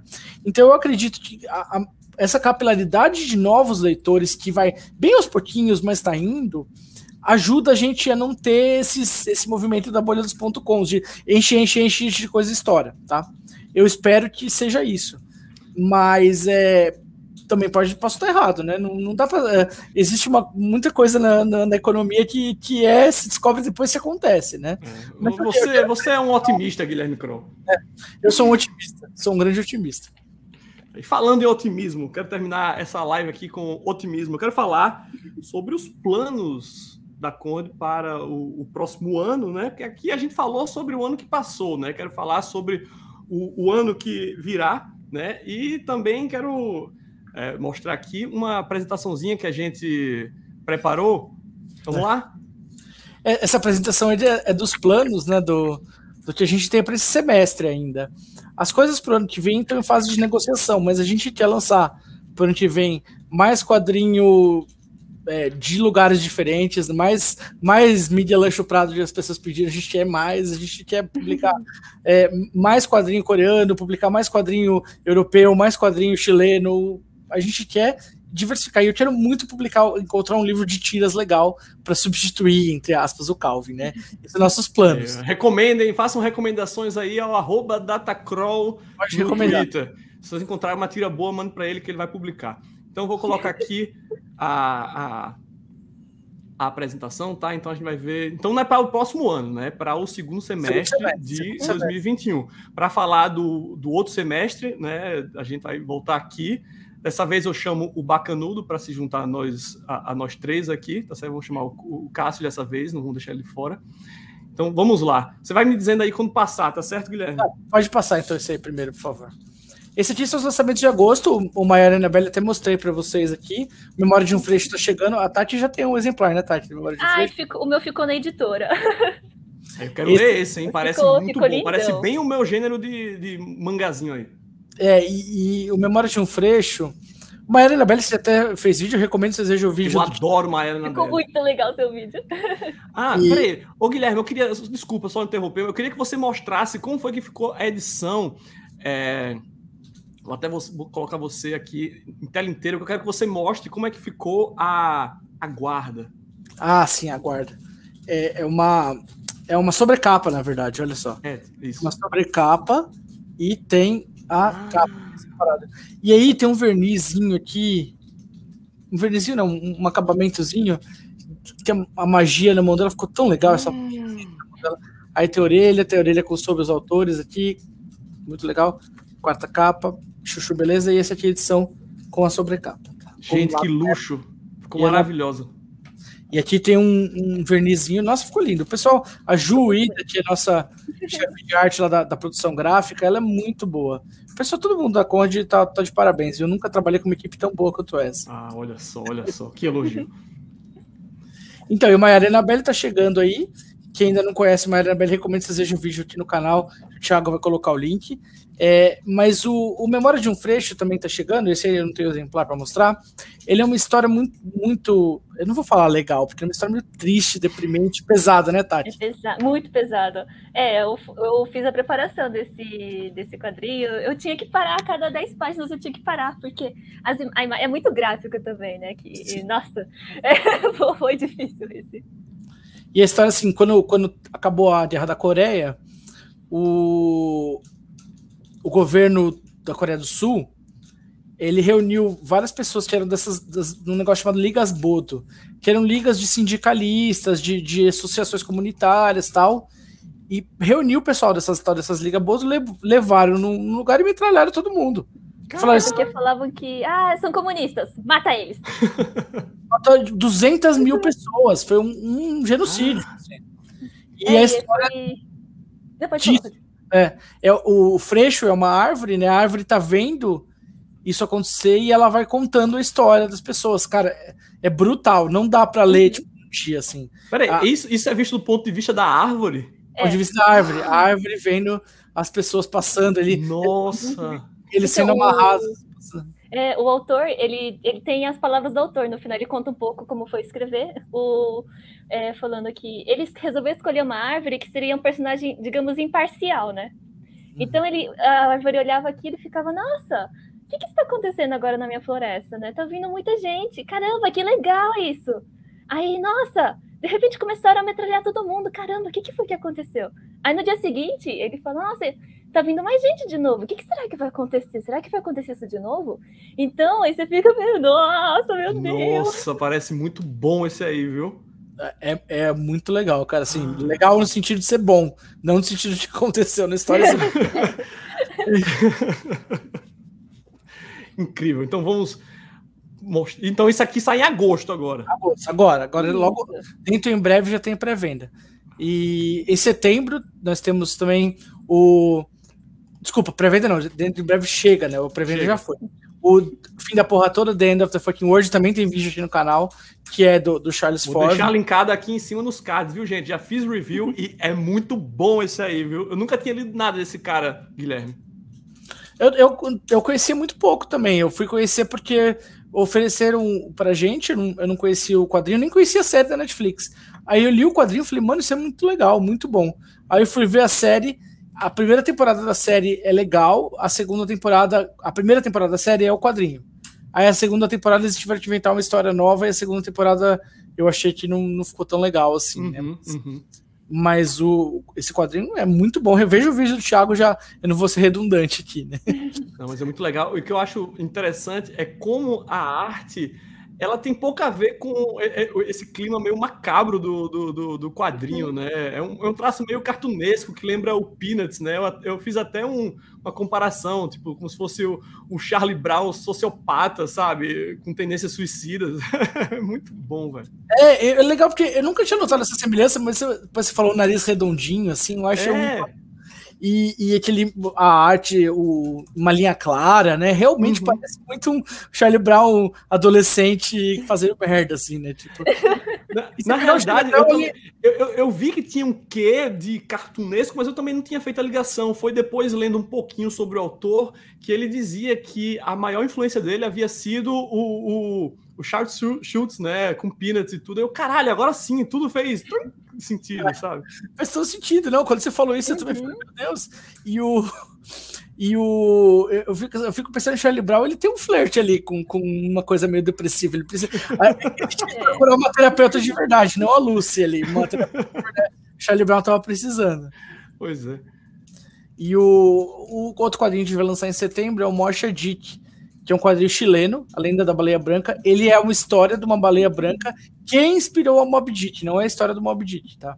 Mas inspirou a Moby Dick, e é do Gonzalo Martinez, do Francisco Ortega. Esse quadrinho é muito legal, saiu pela Planeta, lá no Chile, e ele tem um estilo narrativo meio quadradão, assim, ele parece um pouco quadrinho italiano, sabe, com os quadradinhos tudo certinho, assim, e aí ele faz uns splashes do desenho da baleia e tal, mas a forma, a narrativa é tão envolvente, assim, você vai ficando preso na história, muito bom. Então não é uma adaptação de Moby Dick, é uma outra coisa. É uma adaptação dessa história Moby Dick, que deu origem a Moby Dick, inclusive. Ótimo. Porque eu não aguento mais da adaptação de Moby Dick, sabe? Parece que todo mês lançam uma. Não.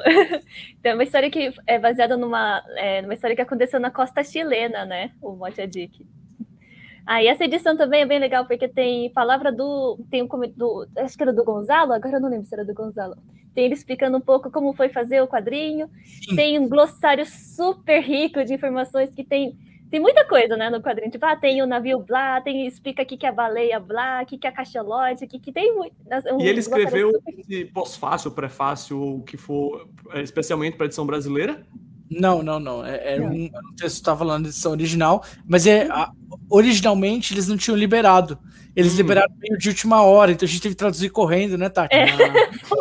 Rediagramar para caber tudo, mas que é um texto tão legal que não podia ficar de fora. Sim. Então o Cássio ficou batalhando para conseguir enquanto a gente ia trabalhando. Quando ele conseguiu, liberou. E esse já está em pré-venda? Esse vai começar a pré-venda. Vai começar ainda. Vai começar. Os outros dois já estão à venda. O The End of the Fucking World está em pré-venda. E o Mocha Dick vai começar a pré-venda em breve, né? Inclusive, dizendo para quem estiver assistindo a gente que o fim da porra toda tá com 20% de desconto na Amazon, tá? Então vou deixar o link aí na descrição também. Então é isso que nós temos para setembro. Posso passar aqui para o mês de outubro? Por favor. O mês do meu aniversário, então espero que tenham quadrinhos bons, viu? Você é do signo de Libra? Sou de Libra, eu era o melhor cavaleiro do Zodíaco. As armaduras cheias de arminha e tal, era o que eu mais gostava. Bom, outubro a gente tem um lançamento impresso por enquanto, né? Talvez mude isso, mas por enquanto definido é esse, que é o Terra Australis, do Agustin Graham Nakamura, é um autor argentino. Ele mora aqui em São Paulo, mas ele publica lá na Argentina. E a gente lançou já esse quadrinho em primeira versão digital, em 6 capítulos, e agora a gente vai compilar tudo numa edição impressa. Essa capa que tá aí não é a capa final, é a capa do capítulo online, digital, tá? A gente também tá lançando outro quadrinho digital dele, que é o Zero Point, que já saiu impresso no Brasil lá atrás pela editora HQ Maniacs, que já não existe mais, mas eles publicaram, né? Mas essa edição nossa do Zero Point é com extras, com novas páginas e tal. esse é o quadrinho, tipo, tem um mistério no sul da Argentina, o Australis não é de Austrália, e a Australis é de referente ao sul, no sul-zaço da Argentina, lá no gelo, e uns caras, uma mina e um cara vão investigar um mistério, tipo uma vibe Arquivo X, assim, umas coisas misteriosas acontecendo, e aí eles vão se envolvendo numa parada de conspiração governamental. Você tem que pensar que Arquivo X na América do Sul sempre envolve governo ditatorial, né? Tipo, não, sobretudo quando é na Argentina, né? Então, nossa, aí pronto. E, cara, é muito legal. A arte do Agostinho é incrível. É incrível. Lembra esse desenho da capa? Ou a arte dele é meio pintada? Lembra, mas aqui é preto e branco no miolo, né? Certo. A capa aí tá finalizada com cor, né? A cor sempre dá um conteúdo a mais, né? Mas eu acho que a arte em preto e branco dele eu acho espetacular, assim. E você já sabe as especificações técnicas desse quadrinho aí, sobre tipo de papel, capa dura, porque o pessoal aqui é meio lombadeiro, o pessoal gosta dessas coisas, sabe? Então... E eu não anotei isso tudo. Você não sabe, né? Não, tudo bem, a também gente não importa. ainda tá fazendo orçamento, né? Sim. Que a gente, sempre que vai fechar um título, a gente fica, será que ele vai ser brochura, vai ser capa dura, vai ter verniz, vai ter não sei o quê?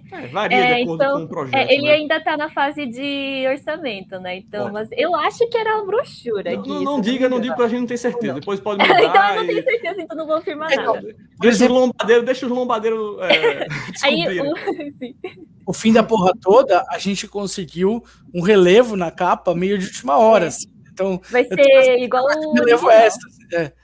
E uma outra coisa que eu ia falar do Mocha Dick é que o pessoal lá da Conrad batalhou o preço na gráfica e eles conseguiram um preço muito bom.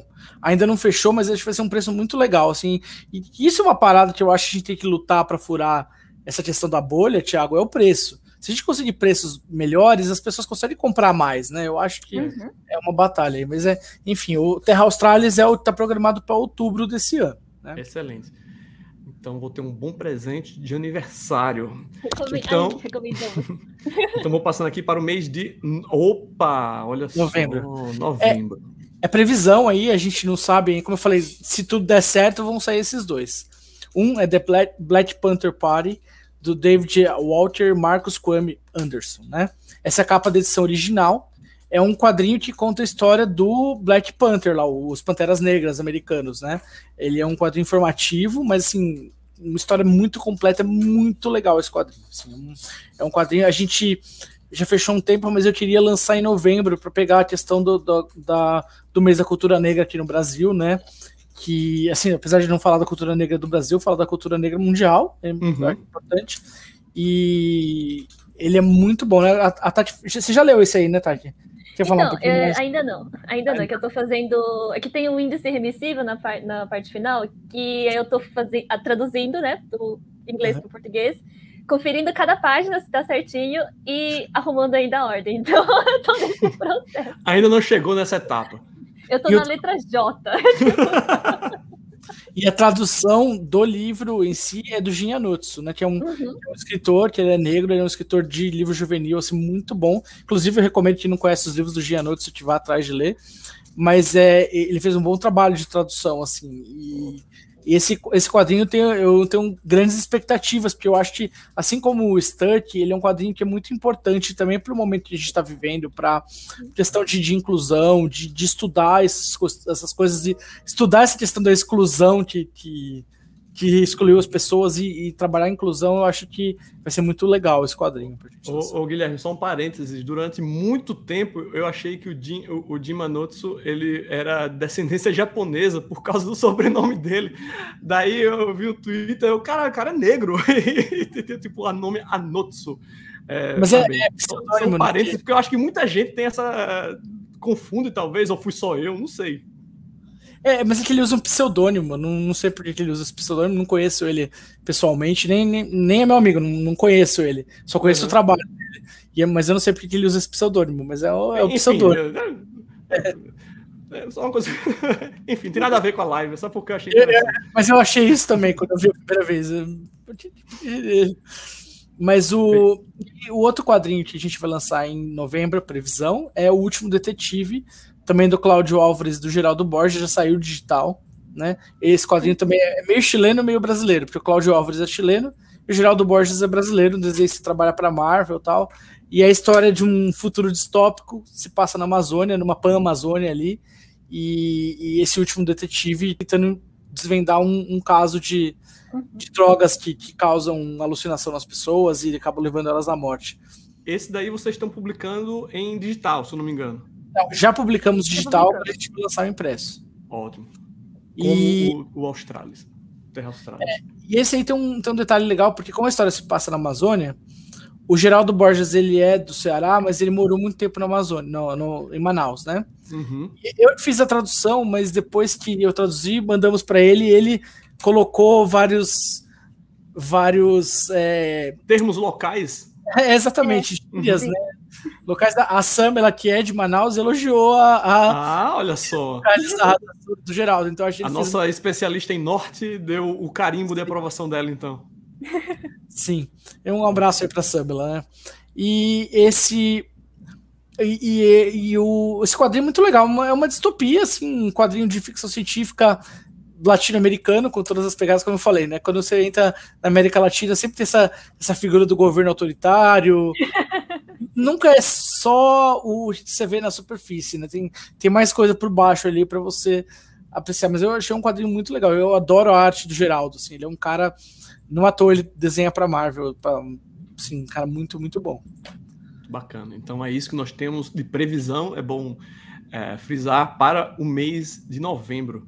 Então, é Natal, dezembro. Eita, dezembro o bicho vai pegar, hein?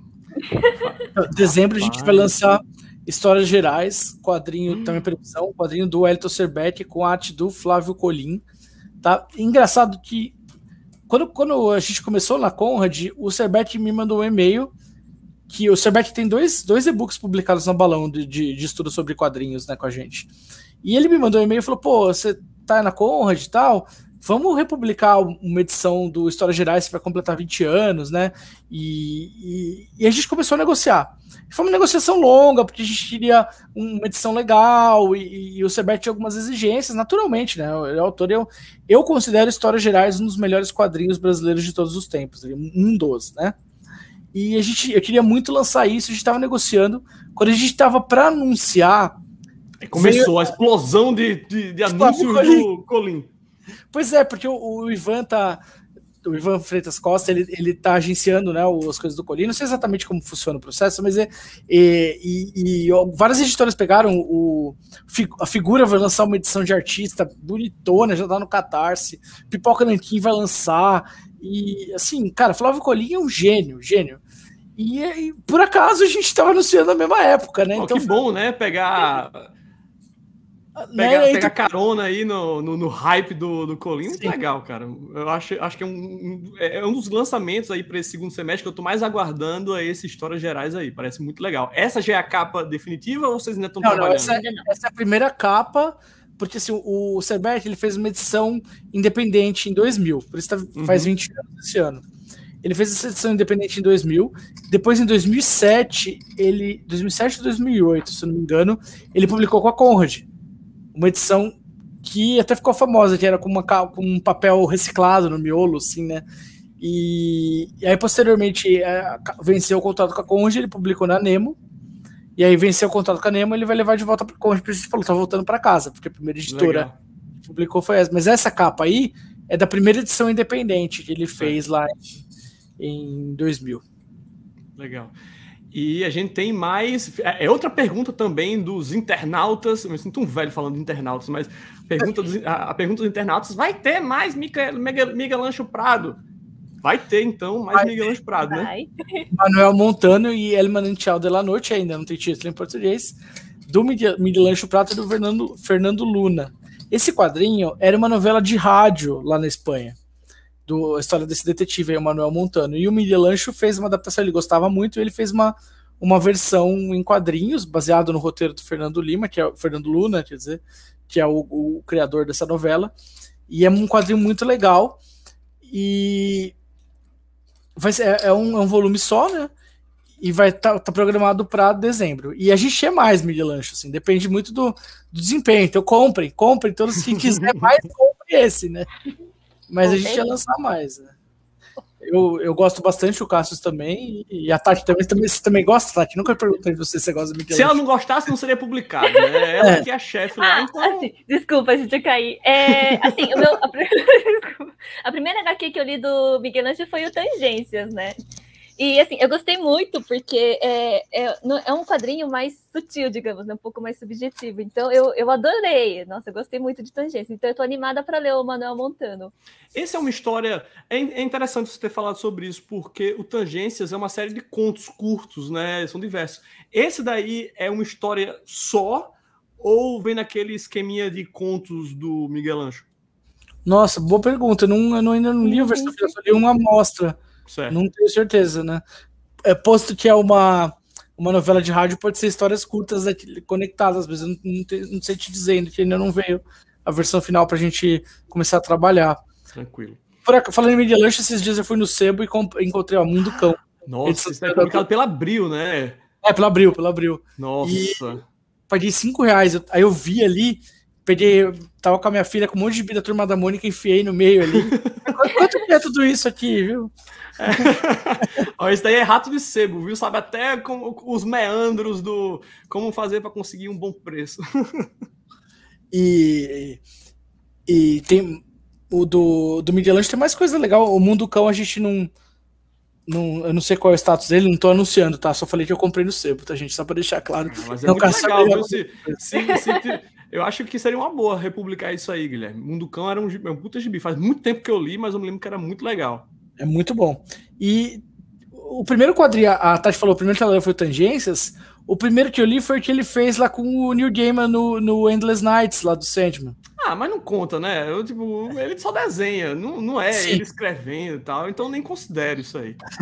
Não, mas eu achei a arte maravilhosa. Eu falei, que isso? Desculpe, às vezes eu sou muito grosso, cara, assim, o primeiro que eu li foi esse. Não, mas isso não conta. Não, eu não fiquei ofendido. Tá, então é isso que nós temos para dezembro. Então, e aí tem mais uma coisa que eu queria passar para vocês, que eu acho que... os próximos lançamentos digitais. Já estão fechados e já estamos trabalhando, né, Tati? Quer falar um pouquinho deles? Então, a gente está quase finalizando o Xeropelice, que é do Daniel Bretas. São 4 histórias. São meio loucas, assim. Assim, é meio difícil explicar assim, o Xeropelice, né? Porque cada história é um pouquinho diferente, você fica, nossa, mano, que louco, mano. Mas é bem legal. Bom. Aí a gente tá finalizando a revisão, né? E a gente vai colocar um subtítulo também. A gente ainda tá conversando disso ainda. Tá, mas antes de você continuar, esses são digitais próximos lançamentos. Mas é só para dezembro ou pode sair antes? Não. Deve sair antes. Todos eles devem sair antes. Se tudo der certo, o Xeropelice a gente lança em setembro. Ótimo. Se tudo der certo, tá? Mas a gente ainda tá vendo. É isso aí. Aí tem o Sangue e Coragem, que é do Day Anderson Vitor. Esse eu acabei de revisar. Ele conta sobre um jovem guerreiro que ele tá contando assim, tem a tribo dele, ele conta o ritual de passagem que ele faz para virar um guerreiro. E assim, nossa, isso também é o que é muito legal, porque aí conta sobre... Não dá spoiler, hein? Não dá spoiler. Então, eu tô pensando como não dá spoiler, né? Mas a história toda, você lê e fica... Aí no final ele te explica por que ele chama Sangue e Coragem, né? Você fica, nossa, mano, muito legal. E aí tem o Pedra, Papel, Tesoura, do Alejandro Farias, que é um autor argentino, e desenhista brasileiro Joss, aqui de São Paulo, do interior de São Paulo. E é um quadrinho do entregador de pizza que se vê envolvido numa história de crime, assim, é muito legal, assim, esse quadrinho também foi quando o Joss ia lançar esse quadrinho independente, ele ofereceu para Balão, e na época não tinha como lançar, e ele fez uma edição independente, mas agora na Conrad, eu falei, pô, Joss, vamos lançar esse quadrinho lá na Conrad, né, uma versão digital dele. E esse também, para quando que é esse? Para setembro também? Talvez para outubro, né? Eu tenho que ver meu cronograma, mas eu acho que esse era para outubro. Achei esse para outubro. Esse a gente ainda tá montando os arquivos, né?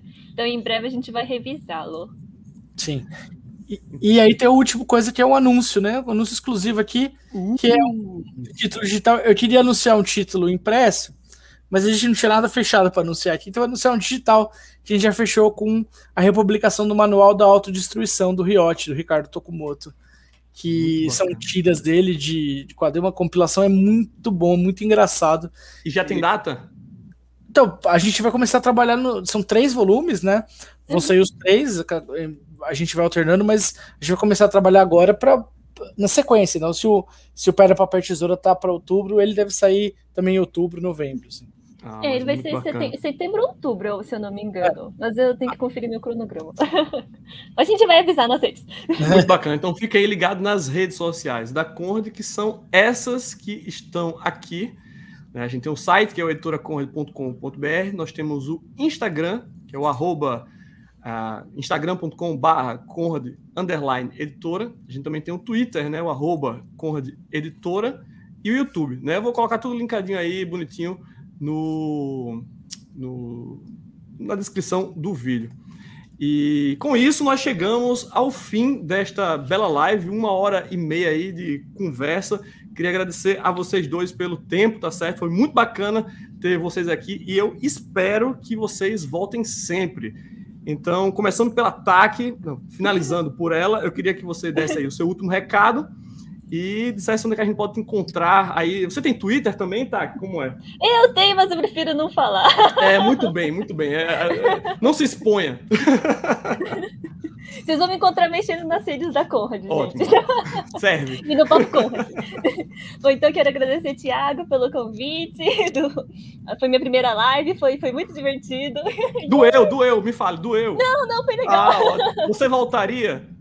Eu voltaria. Pronto, olha só, que coisa boa. Obrigado, viu? Bom, é bom agradecer, pessoal. Então, continue acompanhando a Conrad, né? Nas nossas redes sociais. O telefone tá tocando aqui, me perdoem. Mas é isso, gente. Muito obrigada. Obrigada, Gui, também, pela live. Agradecer o Cassius também, né, por ter me chamado para trabalhar na Conrad. E é isso aí, gente. Valeu. Vamos deixar você no mudo, viu, Tac? Só para... Silêncio. Eu primeiro queria agradecer o Thiago pelo convite, né? Eu gosto muito do canal do Comic Zone, gostava da comunidade também, agora não participo mais. Agora eu fui hackeado. Mas tem uma parada assim que eu acho importantíssimo, que tem esse trabalho de divulgação cultural, de divulgação dos quadrinhos, é um trabalho que é muito importante. Elogio sempre que eu posso, cara, porque eu acho um trampo muito legal da gente poder vir aqui conversar, trocar uma ideia, ouvir, é uma troca muito legal, né? Então eu agradeço também, não só você, agradeço a Tati por estar aqui junto, por me ajudar aí na live, também mandou benzaço pra primeira live, foi... Obrigada. Parece veterana, né? Parece que faz isso todos os dias. Minha nossa. E agradecer o Cassius pelo convite de ter me chamado para trabalhar junto com ele na Conrad. Eu tô gostando muito disso. Eu gosto muito eu sempre falo pros meus amigos, né? O meu pior dia de trabalho, pior dia da minha vida no trabalho, eu ainda fiz quadrinhos, né? Então não tem dia ruim, né? É só um ótimo dia de mais um dia da minha vida de trabalho. E agradecer especialmente vocês que leem quadrinhos, que fazem quadrinhos, os autores de quadrinhos, assim, que gastam 12 horas para fazer uma página de pessoa ler em 1 segundo. Isso é muita abnegação, cara. Tipo, ser muito abnegado fazer quadrinhos no Brasil, ser desenhista, ser roteirista, sofrer com crítica e tá insistindo. E, sobretudo, os leitores. Sem vocês não existem autor, não existe quadrinho, não existe editora, não existe livraria, não existe nada. Então, leitores, muito obrigado por dar essa força aí pra gente continuar. Continue comprando as coisas da Conrad, compre as coisas da Balão e nos sigam aí nas redes. O meu Twitter é @datacrawl, é a última rede que me restou. Tem @balão. Até hackearem de novo. Se você só tem Instagram, manda uma mensagem para @balão editorial, se quiser falar comigo, que eu vejo, ali da equipe vê, me passa, né? E a gente vai conversando. E tem as redes da Balão, as redes da Conrad, nos sigam lá, conversemos e vida que segue. Sensacional. Então, pessoal, muito obrigado aí. Não esqueça de deixar aquele bom e velho joinha e se inscrever no canal, caso ainda não seja inscrito, né? É muito importante que você deixe joinha para que o Papo do Editor continue aqui no canal. Lembrando que vocês foram convidados para o primeiro episódio do novo quadro aqui do canal, né? Então, muito obrigado novamente a todos e até a próxima.